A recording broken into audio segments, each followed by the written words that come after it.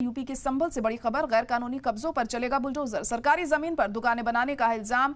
38 गैर कानूनी मकान और 15 से ज्यादा दुकानों की पहचान हुई है। इंतजामिया जल्द जारी करेगा नोटिस।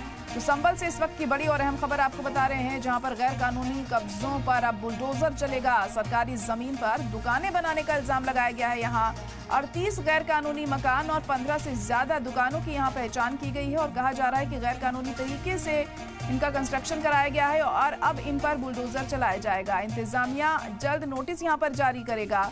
तो संभल में भी अब बुलडोजर कार्रवाई हमें देखने को मिलेगी। गैर कानूनी तामीर पर ये बुलडोजर चलाया जाएगा। ये दावा किया जा रहा है कि ये जो तमाम दुकानें और मकान यहाँ पर बने हुए हैं, ये गैर कानूनी तरीके से बने हुए हैं। ये सरकारी जमीन पर बने हुए हैं और अब इन सभी मकानों और दुकानों को धराशायी किया जाएगा।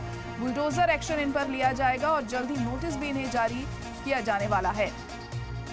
सरकारी जमीन पर दुकानें बनाने के चलते ये फैसला लिया गया है। इंतजामिया के जरिए 38 गैर कानूनी मकान और 15 से ज्यादा दुकानों की पहचान की गई है, जिनकी तामीर गैर कानूनी तरीके से हुई है। ये इंतजामिया की तरफ से कहा जा रहा है और अब जल्द ही इन्हें नोटिस भी जारी किया जाएगा। तो बुलडोजर एक्शन की जो कार्रवाई है उत्तर प्रदेश के अलग अलग इलाकों में लगातार जारी है और अब ये ताजा मामला संभल में भी देखने को मिल रहा है, जहां पर जल्द ही बुलडोजर एक्शन लिया जा सकता है अगर इन्हें हटाया नहीं गया तो।